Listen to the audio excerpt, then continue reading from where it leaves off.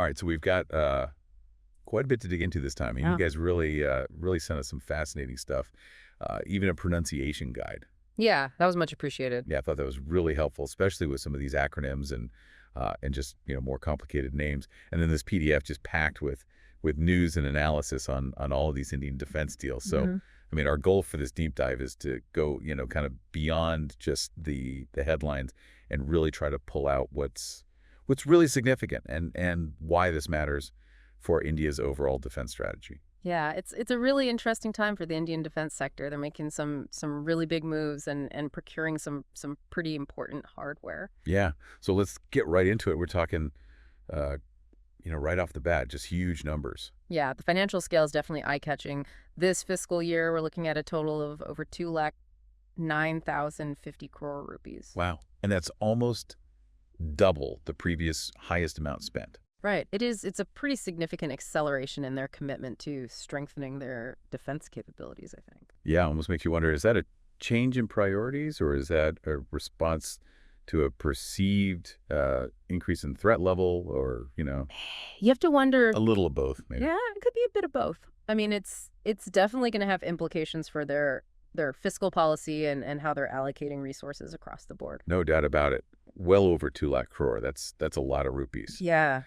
So one of the things that really jump out at me from looking at the materials is this real focus on make in India. Oh, absolutely. It's a huge theme. 92% of these contracts have been awarded to domestic industries. Wow. That's a total of 1,68,922 crore rupees. That's the lion's share, for sure. Yeah, it represents 81% of the total value. So it's a clear priority for them to become self-reliant in defense manufacturing. Yeah, and I imagine that's not just about saving money, but it's also about, building up that expertise and reducing reliance on foreign suppliers, which could be really important down the line. Right, you've got it. Exactly. It's about developing their own technological expertise, fostering innovation, and, potentially shielding themselves from any kind of dependence on foreign suppliers for these really crucial areas. For sure. So there are a few contracts in particular that I think are really in the heart of this, Yeah.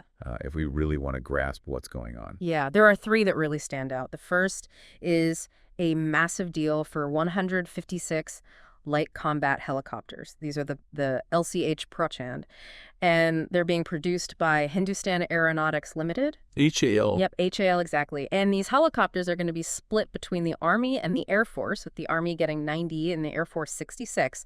And the total value of this deal is a whopping 62,700 crore rupees. 62,700 crore. I mean, that's got to be a pretty significant step forward for them in terms of their helicopter capabilities. Absolutely, it is. And then the second contract is a little more unusual. It involves wet leasing one flight refueling aircraft. It's a KC135, and they're getting it from a company called Metrea Management. And this is specifically to provide air-to-air refueling training for pilots in both the Indian Air Force and the Navy. Interesting. So they're not actually buying this aircraft. They're just leasing it. Yeah, it's a wet lease, which means that they're getting the aircraft, the crew, and all the support services all bundled together.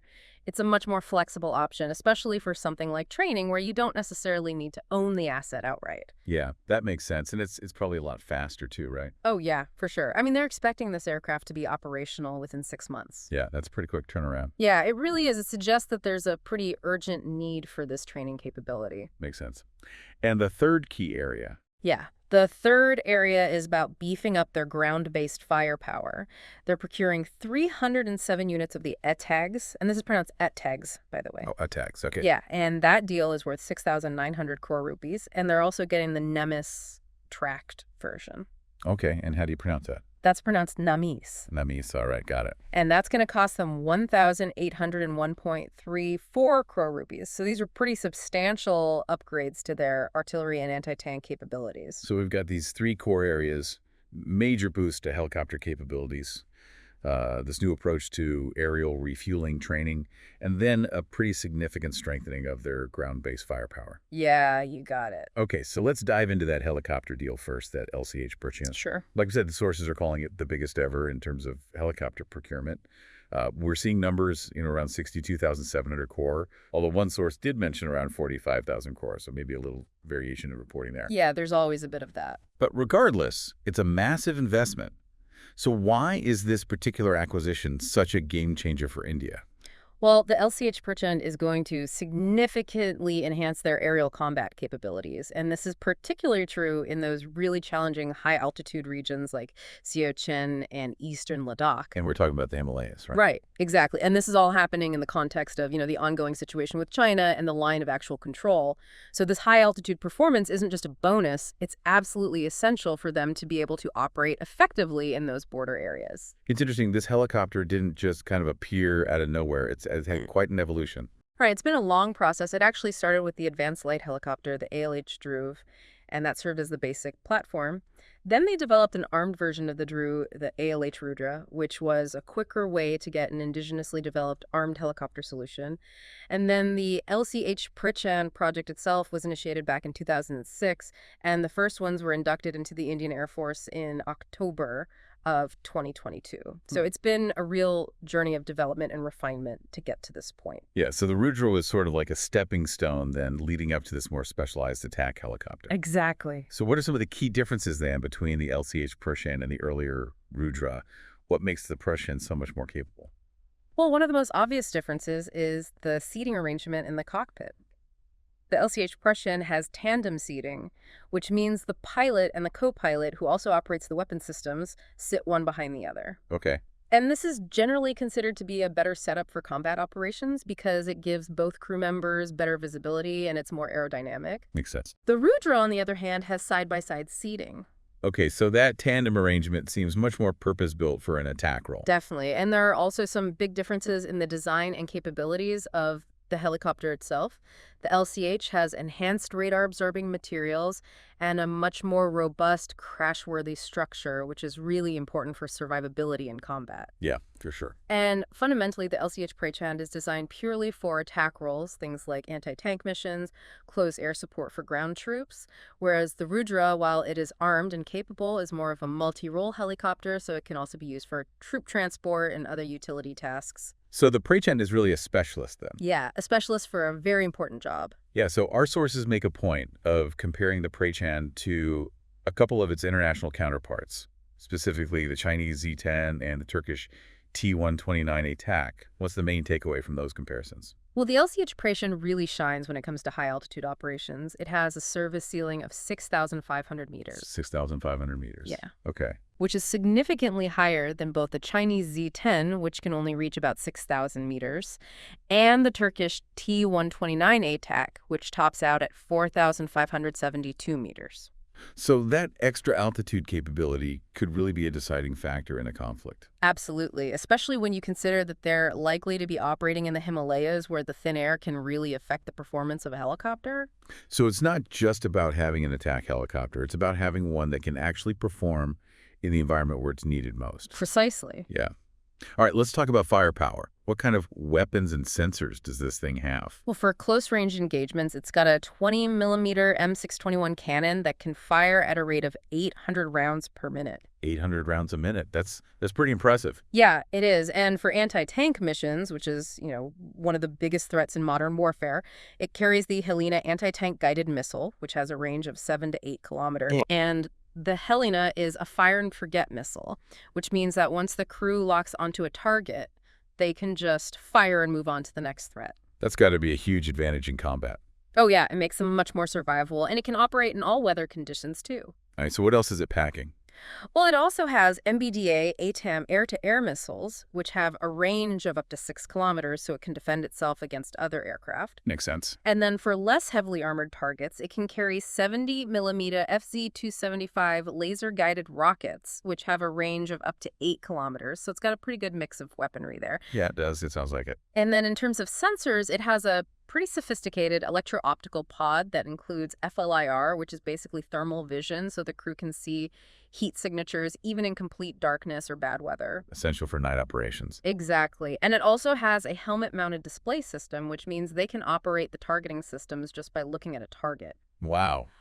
And of course, it has a bunch of advanced warning systems to detect incoming missiles and radar threats. So all in all, a pretty impressive package. Yeah, they've really thought of everything. All right, so to sum up, the LCH Prachand's ability to operate at high altitude combined with all of its weapons and sensors gives India a pretty significant strategic advantage, especially in those really challenging mountainous regions. Yeah, I think that's fair to say. Okay, so let's shift gears now and talk about those other procurements. You mentioned the ATAGs and the NAMI systems. Right, so the ATAGs parade, which is pronounced ATAG. Right, ATAGs. Yeah. The acquisition of 307 of those was approved back in March, and the total cost is 6,900 crore rupees. And what's really impressive about the ATAGs praise is its range. It can hit targets 48 kilometers away. 40 kilometers for artillery. Yeah. That's a pretty long reach. It is, and it's going to significantly enhance India's overall artillery firepower, and having that kind of range means they can stay further away from the enemy, which makes them less vulnerable. Yeah, makes sense. And it gives them more flexibility in terms of where they can deploy their artillery. So the ATAG is all about range. And then we have the NAMIs. Yeah, so the NAMIs is a tracked anti-tank missile system, and it's designed to be really mobile and well-protected, so it can operate in all kinds of different terrain. Okay, and that tracked platform is really key, isn't it? Yeah, it makes a big difference in terms of mobility and survivability, especially on the front lines. And what kind of threats is the NAMIs primarily meant to counter?